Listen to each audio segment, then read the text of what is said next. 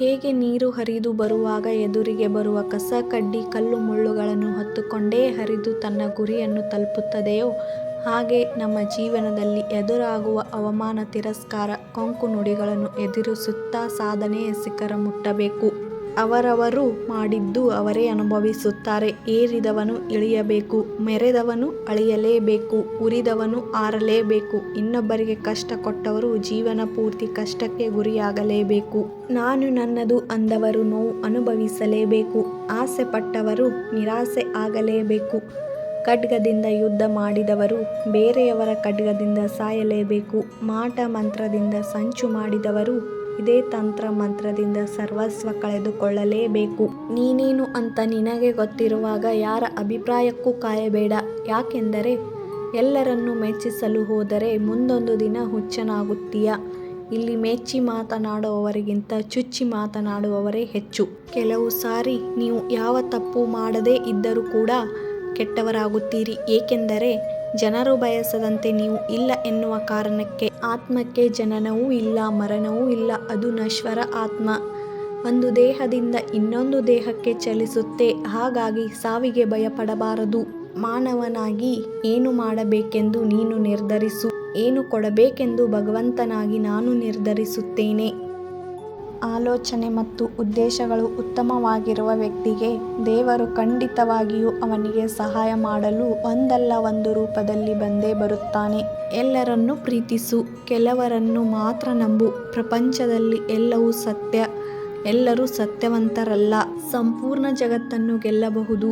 ಸಂಸ್ಕಾರ ಹೊಂದಿದ್ದರೆ ಗೆದ್ದ ಜಗತ್ತನ್ನೇ ಕಳೆದುಕೊಳ್ಳಬಹುದು. ಅಹಂಕಾರ ಹೊಂದಿದ್ದರೆ. ಅರ್ಜುನ ಕೃಷ್ಣನನ್ನು ಕೇಳಿದ, ಮಾಧವ, ಜೀವನ ಎಂದರೆ ಏನು? ಕೃಷ್ಣ ನಗುತ್ತಾ ಹೇಳಿದ, ನಾಳೆ ಎಂಬುದು ಶತ್ರು, ಇವತ್ತು ಎಂಬುದು ಸಂಬಂಧಿಕರು, ಈಗ ಎಂಬುದೇ ಮಿತ್ರ, ಈ ಕ್ಷಣ ಎಂಬುದೇ ಜೀವನ.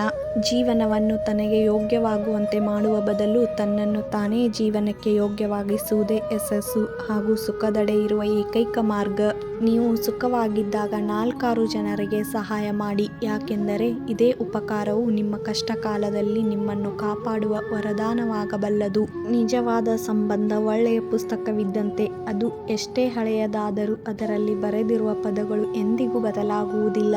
ಎಲ್ಲರೂ ನಿನ್ನನ್ನು ಪ್ರೀತಿಸಬೇಕೆಂದು ನೀನು ಬಯಸಿದ್ದಲ್ಲಿ ನೀನೇ ಮೊದಲು ಪ್ರೀತಿಸುವುದನ್ನು ಆರಂಭಿಸು. ಏಕೆಂದರೆ ನೀನು ಬಿತ್ತಿದರೆ ಮಾತ್ರ ನಿನಗೆ ಅದರ ಫಲ ಸಿಗುವುದು. ಸಂಬಂಧಗಳು ತೀರ ಹಳಸಿ ಹೋಗುವ ಮುನ್ನ ದೂರವಾಗುವುದೇ ಚಂದ. ಇಲ್ಲವಾದರೆ ಉಳಿಯಬಹುದಾದ ಕೆಲವು ಸಿಹಿ ನೆನಪುಗಳು ಕೂಡ ಕಹಿಯಾಗಿ ಕಾಡಬಹುದು.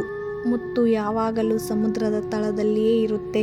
ತನ್ನನ್ನು ಯಾರೂ ನೋಡಬಾರದು ಅಂತಲ್ಲ, ಯೋಗ್ಯತೆ ಇರುವವರಿಗೆ ಮಾತ್ರ ಕಾಣಿಸುವುದು ಅಂತ.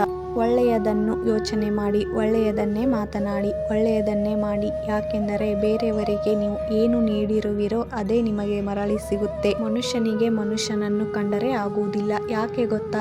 ಎಲ್ಲಿ ಅವನು ನನ್ನ ಸಮನಾಗಿ ಬೆಳೆದು ನಿಲ್ಲುತ್ತಾನೆ ಎಂಬ ಸ್ವಾರ್ಥದಿಂದ. ಅನ್ಯರು ನಿನ್ನನ್ನು ಅವಮಾನಿಸುತ್ತಾರೆ ಎಂದು ನೀನು ಎಂದಿಗೂ ಕುಗ್ಗಬೇಡ. ನಿಂದಕರಿಗೆ ವಜ್ರ ಮತ್ತು ಗಾಜಿನ ವ್ಯತ್ಯಾಸವೇ ತಿಳಿದಿರುವುದಿಲ್ಲ. ಯಾರು ನಿಮ್ಮ ಜೀವನದಲ್ಲಿ ಸಿಗಬೇಕು ಎಂದು ಸಮಯ ನಿಶ್ಚಯವಾಗಿರುತ್ತೋ ಅವರು ನಿಮ್ಮ ಭವಿಷ್ಯದಲ್ಲಿ ಒಂದಲ್ಲ ಒಂದು ಕಾರಣದಿಂದ ಸಿಕ್ಕೇ ಸಿಗುತ್ತಾರೆ. ಬೆಲೆ ಇಲ್ಲದ ಮಾತುಗಳನ್ನಾಡಿ ನಿನ್ನ ಬೆಲೆ ಕಳೆದುಕೊಳ್ಳುವ ಬದಲು ಮಾತು ಬಂದರೂ ಸಹ ಮೂಕನಂತಿರುವುದೇ ಒಳ್ಳೆಯದು. ನಿಜವಾದ ಸಂಬಂಧ ಒಳ್ಳೆಯ ಪುಸ್ತಕವಿದ್ದಂತೆ. ಅದು ಎಷ್ಟೇ ಹಳೆಯದಾದರೂ ಅದರಲ್ಲಿ ಬರೆದಿರುವ ಪದಗಳು ಎಂದಿಗೂ ಬದಲಾಗುವುದಿಲ್ಲ. ಜೇನುತುಪ್ಪ ಎಲ್ಲರಿಗೂ ಇಷ್ಟ. ಆದರೆ ಜೇನುನೊಣಗಳಿಂದ ಕಚ್ಚಿಸಿಕೊಳ್ಳಲು ಯಾರಿಗೂ ಇಷ್ಟವಿಲ್ಲ. ಸುಖ ಎಲ್ಲರಿಗೂ ಇಷ್ಟ. ಆದರೆ ಕಷ್ಟ ಯಾರಿಗೂ ಇಷ್ಟ ಇಲ್ಲ. ಅವಮಾನ ಮಾಡಿದ ಪ್ರತಿಯೊಬ್ಬರ ಮುಖದ ನೆನಪಿದೆ ನನಗೆ. ಆದರೆ ಸರಿಯಾದ ಸಮಯಕ್ಕಾಗಿ ಕಾಯುತ್ತಿದ್ದೇನೆ ಅಷ್ಟೇ. ಸ್ವೀಕರಿಸುವ ಮನಸ್ಸಿದ್ದರೆ ಸದ್ಗುಣಗಳನ್ನು ಸ್ವೀಕರಿಸು. ಈಜುವ ಮನಸ್ಸಿದ್ದರೆ ಜ್ಞಾನ ಸಾಗರದಲ್ಲಿ ಈಜು. ನಡೆಯುವ ಮನಸ್ಸಿದ್ದರೆ ಸನ್ಮಾರ್ಗದಲ್ಲಿ ನಡೆ. ಮಾತನಾಡುವುದಿದ್ದರೆ ಸತ್ಯವನ್ನೇ ಮಾತನಾಡು. ಆಡುವುದಿದ್ದರೆ ಅನುಭವದ ಮಾತುಗಳನ್ನೇ ಆಡು. ಕೇಳುವುದಿದ್ದರೆ ಸದುಪದೇಶಗಳನ್ನು ಕೇಳು. ದೊರಕಿಸುವುದಿದ್ದರೆ ಜಯವನ್ನೇ ದೊರಕಿಸು. ನಿಲ್ಲದ ವಯಸ್ಸನ್ನು ನಿಲ್ಲುವ ಮನಸ್ಸಿನಿಂದ ಮುಚ್ಚಿಡುವ ಮುಚ್ಚುತನ ಮನುಷ್ಯನಲ್ಲಿ ಅಲ್ಲದೆ ಸೃಷ್ಟಿಯ ಬೇರೆ ಯಾವ ಜೀವಿಯಲ್ಲಿಯೂ ಇಲ್ಲ. ಯಾವ ವ್ಯಕ್ತಿ ದುರ್ಬಲತೆಯಿಂದ ಸೋಲುವುದಿಲ್ಲವೋ, ಯಾರು ಪ್ರಯತ್ನ ಪಡುವ ಸಾಹಸವನ್ನು ಹೊಂದಿರುವವರೋ ಅವರ ದುರ್ಬಲತೆಯನ್ನು ಮೀರಿ ಬೆಳೆಯುತ್ತಾರೆ.